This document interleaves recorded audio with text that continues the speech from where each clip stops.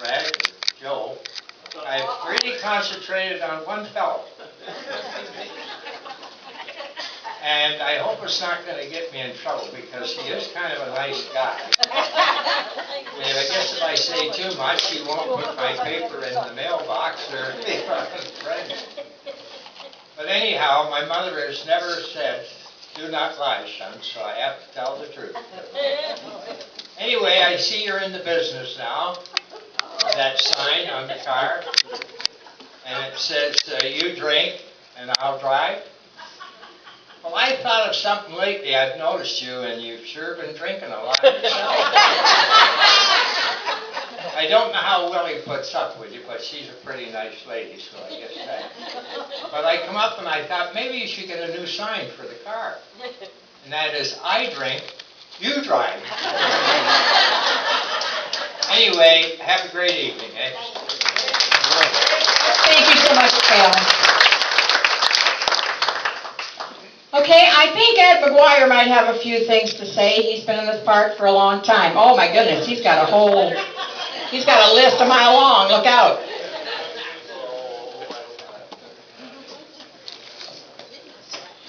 Okay, if I can get through this, I had a drink yet, so I got a good chance of doing it.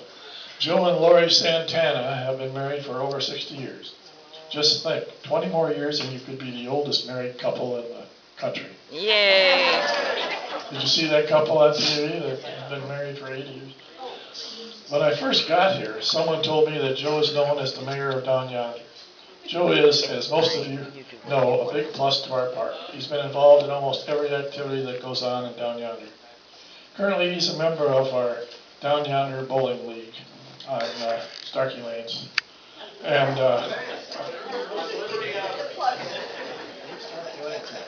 about a week ago, he was having a bad day. In the 10th frame, he left the 4-7 pins. After his ball came back, he picked it up, wiped it with his towel, took his spot, and tried to make the spare. Everyone was holding their breath. His hand wiped the sole of his left shoe, as he always does, and he got himself lined up. He lofted the ball onto the alley, and we could all see it wasn't quite in the right spot.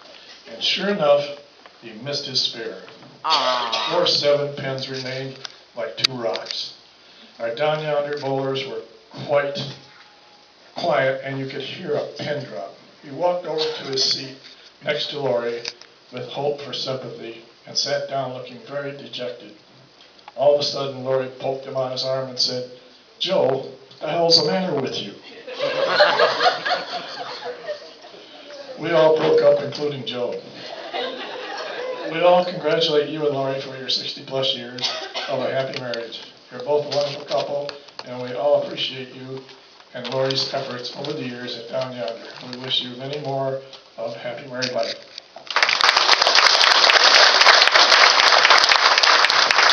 Absolutely. Hopefully, all of us in this room, or most of us, will live as long as you guys have and be together as long as you have. That's great. Oh, now Willie, I've heard that. You gotta be good. Okay, Mr. Alan Peary. Hey. He's sitting over here in the back so he can keep an eye on everybody. Yeah, sit. You could sit. You could sit and read it. I was asked about a month ago to roast Mike Clone. That's, he's a pretty nice guy. You don't want to make him feel bad or anything. But at first I thought, how am I going to toast him? I kept thinking about it, and he is a kind, fair, patient, lovable, fine specimen of a true young gentleman. Then my daughter said, "Dad, you don't want to roast them, you want to toast them." No, toast them. Don't I roast said, them. I can do that. I'm pretty sure his character traits is what led to our special, I call it a man shirt, between Mike and I. I'll tell you later on what that means. It's a guy thing. The younger guys out there might call it bromance. Anyway, it means it is a guy thing. When guys and friends and buddies are pals, in Italian, we call it gombadis, best friends. And that's what I wanted to be to this guy right there. Once you meet him, and I'm sure you all know, and the ones that don't know him, are missing You'll never out. forget him. Mike tries to keep fit like myself, just an occasional drink, he doesn't overeat. Jeannie takes watch over him, his fitness is, very carefully. He told me Gene claims the doctors want him to go out walking to build his strength, and they want to fatten him up. Okay, excuse me one moment.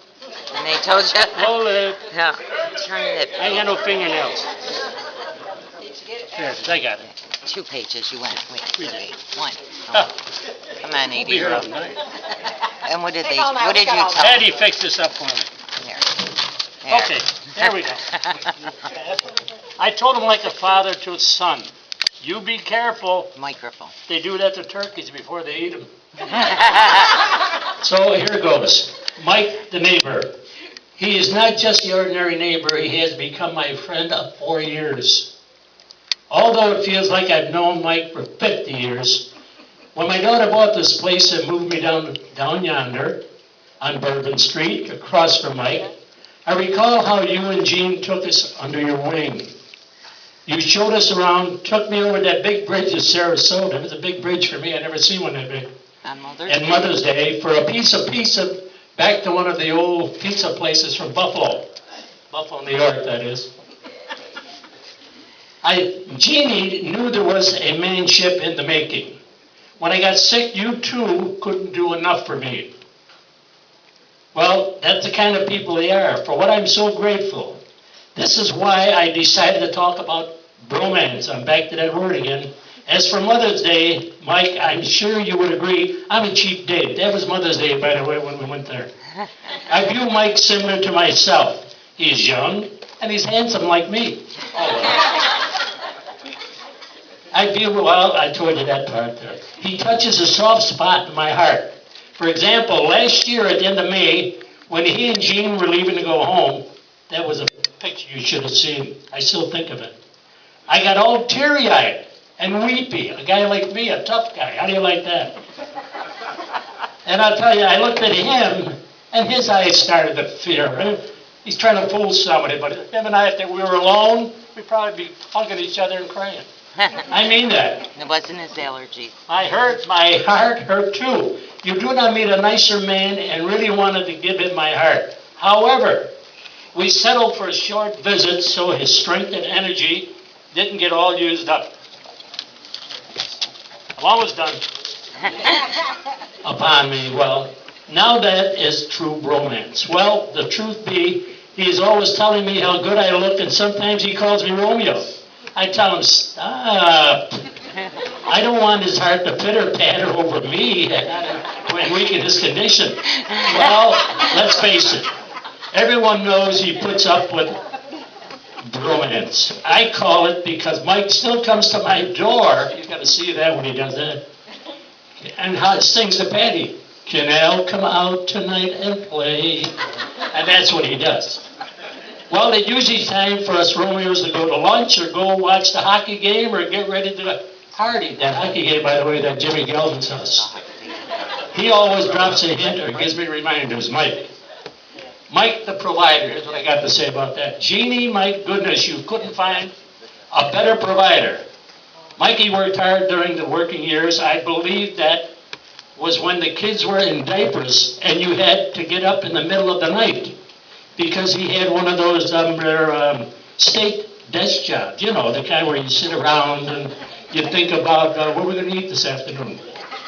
And you leave early in the summer because you're getting ready to go on vacation. Your kids told me, Mike, that Jean raised them till they were old enough for scouts. Yeah, right. They were out of diapers by then. Then Mike raised them.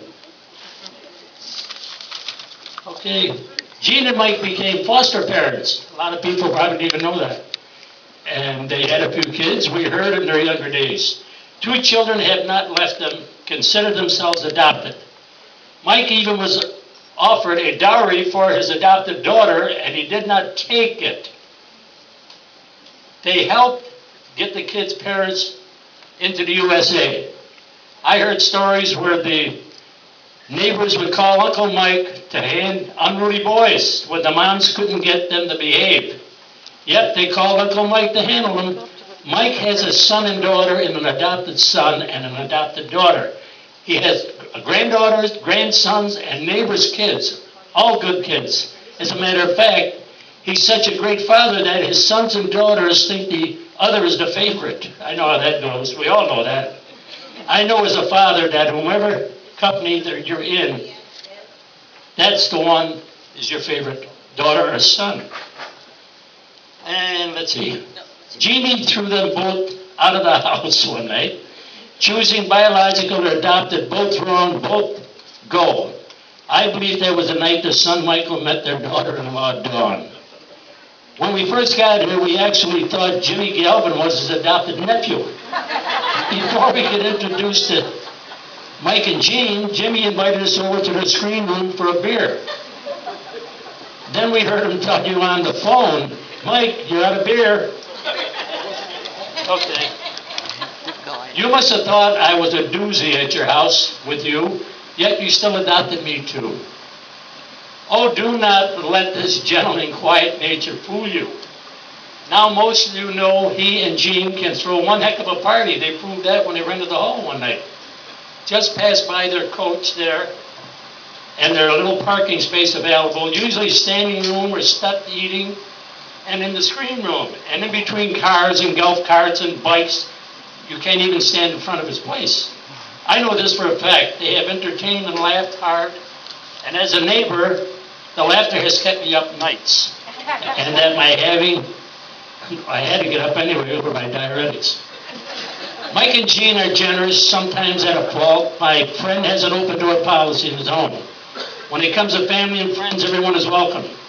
I got a good one for you. During one of his visits, he told me to go over to the house when they were gone and confiscate the book 50 Shades of Grey from Jean.